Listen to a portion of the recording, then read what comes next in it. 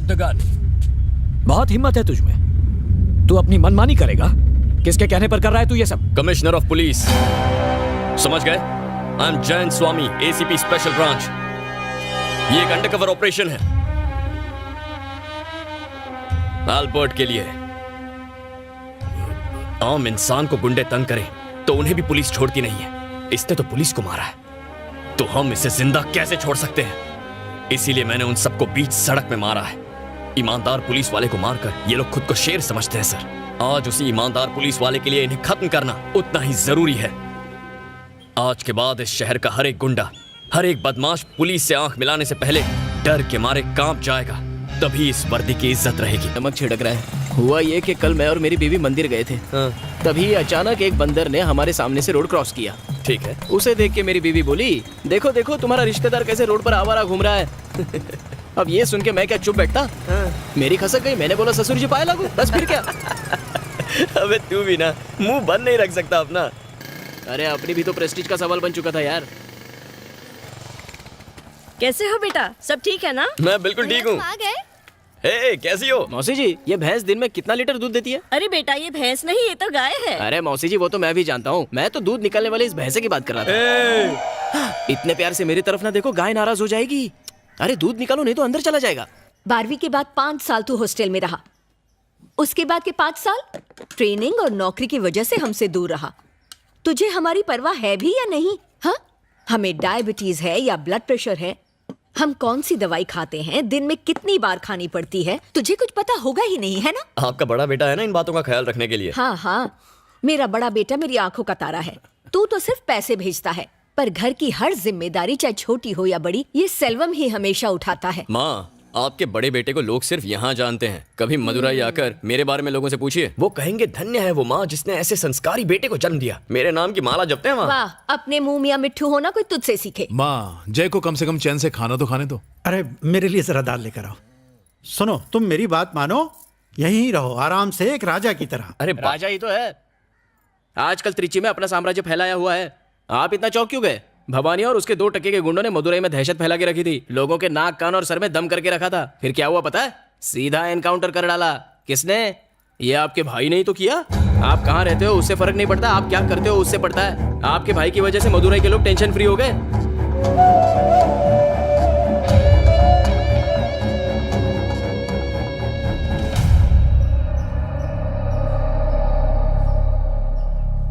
मेरे दादा रामास्वामी एक फ्रीडम फाइटर थे। उन्हें 4 बार मिनिस्टर बनाया गया था। एकदम ईमानदार और नेक आदमी थे। पुलिस स्टेशन में तुमने मेरा नाम क्यों लिया? इसलिए क्योंकि परम मेरा अच्छा दोस्त है, उसे छुड़ाने के लिए। नाम कमाने में इंसान को सालों लग जाते हैं, पर उसी को मिट्टी में मिलाने के लिए 1 मिनट भी नहीं लगता। मुझे माफ कर दीजिए पिताजी। आज के बाद मैं अपने मतलब के लिए कभी आपका नाम इस्तेमाल नहीं करूंगा। उसके बाद से मेरे पापा ने खुद को पॉलिटिक्स से दूर रखने का फैसला किया। मेरे दादा के गुजर जाने के बाद कई पॉलिटिशियंस ने मेरे पापा को उन्हें सपोर्ट करने को कहा, पर उन्होंने मना कर दिया। क्या मैं बाहर वाला हूँ जीजाजी? आपके पिताजी के बाद क्या हम में से कोई पॉलिटिक्स में नहीं जाएगा? मुझे माफ करना चिन्ना, मैंने अपने पिता से वादा किया था कि मैं पॉलिटिक्स में कभी नहीं जाऊंगा।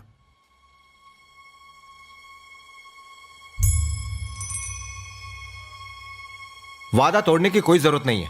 मैं आपके बेटे सेल्वम चिन्ना मामा ने मुझसे पूछे बिना मेरे लिए फैसला कर लिया। उस दिन से मेरी जिंदगी पूरी बदल गई। चिन्ना मामा को जिताने के लिए मैं हर दरवाजे पर वोट मांगने गया। तब मैंने जाना कि लोग मेरे दादा की कितनी इज्जत करते हैं। उस इलेक्शन में मेरी वजह से चिन्ना मामा जीत गए। अगले 4 सालों में उन्होंने दौलत, शोहरत और रुतबा कमाया। ऐसे पैसे और पावर का क्या फायदा? हमारी बिरादरी के लोग सिर्फ रामास्वामी के परिवार को ही पूछते हैं। जो भी हो, अगर वो परिवार आपकी मदद नहीं करता तो आप इलेक्शन नहीं जीतते। रामास्वामी के परिवार को अपनी तरफ करना ही होगा। तुम जाके सेल्वम के दिमाग में पॉलिटिक्स का कीड़ा छोड़ो। इस इलेक्शन में तुम्हारे लिए करोड़ों रुपए बहा दूंगा। अरे गहरे तुम्हारे दादा का नाम लेके जीत जाते हैं, फिर तुम खुद इलेक्शन क्यों नहीं लड़ते? तुम अगर लड़ना चाहते हो जरूर लड़ो, लेकिन एक बात याद रखना, पॉलिटिक्स में कमाया 1 रुपया भी मेरे घर में नहीं आना चाहिए। और हाँ, मुझसे किसी भी तरह की मदद की उम्मीद मत रखना। ठीक है पापा। मैं ये सोच के इलेक्शन में खड़ा हुआ कि मिस्त्री सेठ मेरा पूरा साथ देंगे, लेकिन उन्होंने मुंह मोड़ लिया। उस वक्त मेरे दोस्त लाल ने मेरी मदद की और दिन रात मेरे लिए प्रचार किया। मैंने हर बड़े के पैर छुए, उन्हें इज्जत दी, लेकिन मेरे दादा के नाम के बावजूद चिन्ना मामा के पैसे की ताकत के आगे मैं टिक नहीं पाया। वो भारी मेजोरिटी से जीत गए। सिर्फ नाम के जोर पर कोई जीत नहीं सकता सेल्वम, पैसों की भी जरूरत पड़ती है। ये 1000 का नोट रख लो, ये तुम्हें पैसों की याद दिलाता रहेगा। हारने के गम से ज्यादा हर अहरे गहरे की नसीहत मानो मुझे कांटे की तरह चुभती थी। जो भी होता है अच्छे के लिए होता है सेल्वम। पॉलिटिक्स आसान चीज नहीं होती। तुम्हारी इलेक्शन हारने की वजह से मेरी सहेलियां मुझ पर हंस रही थीं। पॉलिटिक्स आप जैसे लोगों के लिए नहीं बनी है भैया। सब कह रहे हैं कि तुम्हारी हार एक तरह से रामास्वामी की हार है। अपने खानदान पर कोई कलंक ना लगे, इसीलिए मैंने कभी पॉलिटिक्स ज्वाइन नहीं की। पॉलिटिक्स में कुछ बड़ा करने की चाह ने मुझे अंदर से झकझोर दिया था। मैं हर उस इंसान को नीचा दिखाना चाहता था जिसने मुझे जली कटी सुनाई थी। पॉलिटिक्स में पैसों की अहमियत को मैं जान चुका था, इसीलिए मेरे दोस्त लाल ने मुझे भवानी से मिलवाया। हमने शहर के हर बिजनेसमैन से पैसे मांगने शुरू किए। जो पैसे नहीं देता हम उसका कत्ल कर देते। इलेक्शन लड़ने के लिए हमने बिजनेसमैन से 30 करोड़ रुपए वसूल लिए थे। उसके बाद मैंने लाल को जानबूझकर चिन्ना से नजदीकियां बढ़ाने को कहा। अब मैं चिन्ना के करप्शन के सारे पैतरे अच्छे से जान गया हूं। मैंने ठान लिया कि अब मैं मिनिस्टर बन के ही दम लूंगा। और फर्स्ट मूव, शहर के टॉप बिजनेसमैन के साथ मीटिंग करनी होगी। ये मीटिंग अरेंज कीजिए। मैं जयंत स्वामी हूं, असिस्टेंट कमिश्नर ऑफ पुलिस। इस केस को अब मैं हैंडल कर रहा हूं। आप लोगों का डर ही उन लोगों की ताकत है। पिछले हफ्ते मिस्टर रत्नाकर के मर्डर के बाद हमने जाना कि भवानी के ऊपर कोई मास्टरमाइंड है। आई एम गेसिंग जल्द ही आप सबको धमकी भरे फोन आएंगे। डरने की जरूरत नहीं, प्लीज इन्फॉर्म मी। पुलिस को बताया था इसलिए रत्नाकर मारा गया। क्या गारंटी है कि हम नहीं मारे जाएंगे? आपको बचाने के लिए हमने अपना एसआई नहीं खोया। आपकी सेफ्टी हमारे लिए सबसे जरूरी है, ये बात ध्यान में रखिए। हमारे पास उन्हें पकड़ने का एक ही जरिया है, आप लोग। आपके सपोर्ट के बिना हम उन्हें नहीं पकड़ सकते। Please cooperate with us. Hey Selvam, तूने बोला था तेरा भाई हमारे मामलों में टांग नहीं अड़ाएगा। वो तो हमारे पीछे ही पड़ गया है। हम सब फंस जाएंगे। एक काम कर सेल्वम, सबसे पहले उसको ठोक। भाई ऐसा मत कीजिए भाई। ए, तू क्या बक रहा है बे? भाई एक मामूली एसआई को मारा तो पूरी पुलिस फोर्स हमारे खिलाफ हो गई। सोचो अगर एक एसीपी को मारेंगे तो हमारे साथ क्या हो सकता है। रिस्क बहुत बड़ा है भाई। सुनिए, आते वक्त चिंटू के लिए केक लेते आइए। हाँ लो, पापा से बात करो। पापा मेरे लिए केक लाओ ना। बेटा दोपहर को जब मैं घर आऊंगा तो लेते हुए आऊंगा, ठीक है ना? बाय बेटा। मेरी बात सुन सेल्वम। सुन लाल, 6 महीने बाद इलेक्शन है। तब तक बिजनेसमैन से जितना माल वसूल सकते हैं वसूलेंगे। इससे पहले कि मेरे भाई को पता चले हम काम को खत्म कर देंगे। हाँ बोलिए। क्या सर, पुलिस मीटिंग करने जा रहे हैं? आप कौन? वही जिसने 5 बड़े बिजनेसमैन की लाशों को ब्रिज के नीचे सड़ने के लिए छोड़ दिया था। जल्दी से 2 करोड़ का इंतजाम करो, नहीं तो तुम्हारी लाश भी ब्रिज के नीचे सड़ते हुए मिलेगी। सर मेरी मानो तो इस बारे में पुलिस को बता दो। जरा ये सोचो, पुलिस मीटिंग से निकलते ही हमें उन बदमाशों का फोन आ गया। उनका कोई आदमी तो पुलिस में बैठा है। कहना क्या चाहते हो? हम क्या करें? फोन आते साथ हम अपनी मेहनत की कमाई उनके हाथ में रख दे। मेरे पास एक अच्छा आइडिया है। बताइए। इस शहर के बाहर मैं एक बड़े भाई को जानता हूँ। उसका नाम भी मदुराई के भवानी भाई जितना ही बड़ा है। अगर उससे मदद मांगे तो वो हमारा पीछा इनसे छुड़वा सकता है। सर उनकी तो जवान बेटियां हैं, क्यों मुसीबत मोल ले रहे हैं? मुझे लगता है आपको पैसे दे देने चाहिए। रिस्क मत लीजिए, जान से बढ़कर कुछ नहीं है। चलिए।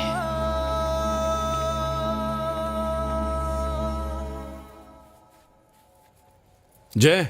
हाँ भैया। कहाँ जा रहा है? कुछ काम से जा रहा था। मैंने अपनी कार सर्विसिंग में दी है, मुझे जरा मार्केट तक छोड़ दो। चलिए ना। हाँ माँ। तुम्हारे पापा की दवाइयाँ खत्म हो रही हैं, लौटते वक्त लेकर आ जाओगे? ठीक है माँ। इतनी रात को कहाँ जा रहा है? एक बिजनेसमैन किडनैपिंग केस में पैसे की लेन देन होने वाली है, वही इन्वेस्टिगेट करने जा रहा हूँ।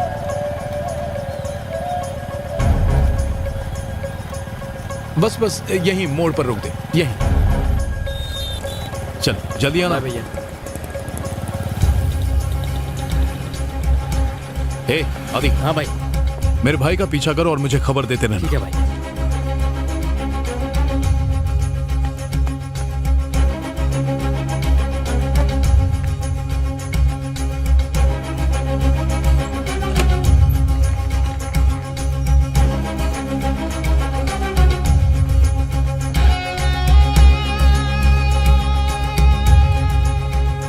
लाल, आज की मीटिंग कैंसिल कर दे।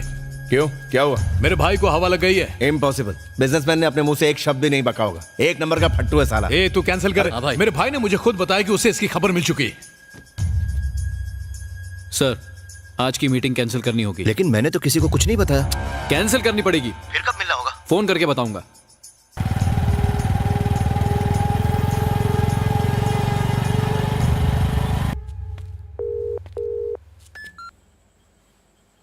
कहाँ है वो? रेसिडेंसी होटल एक लड़की के साथ है। कहाँ? रेसिडेंसी? हाँ भाई। कहो तो वीडियो शूट कर लूं। पागल है क्या? वापस आ। ठीक है भाई।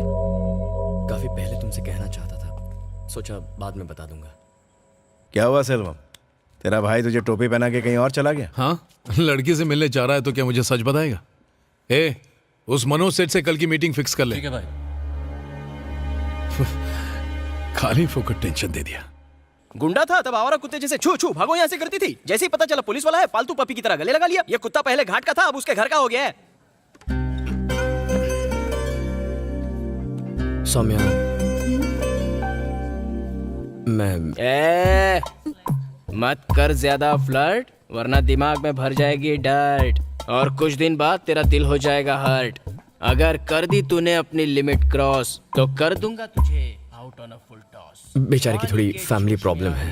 खोना दे तू अपना होश, बड़ी पते की बात बोल रहा हूँ मैं तुझे, जरा ध्यान से सोच। सौम्या, सौम्या, बोलो ना। बुरा तो नहीं मानोगी ना? नहीं मानूंगी, तुम बोल दो। जरा पास आओ ना।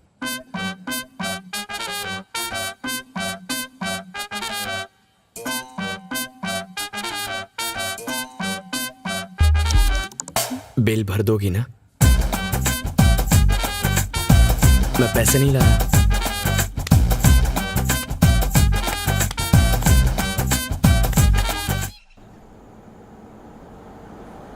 सर, सीधा चल और लेफ्ट ले।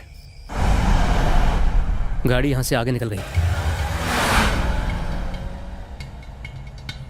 वो आ रहा है भाई। राइट में जो पावर ग्रिड है, जल्दी वहां पहुंच रहा हूं सर। हाँ बोल महेश। भाई कार क्रॉस कर गई। फोन रख। ठीक है।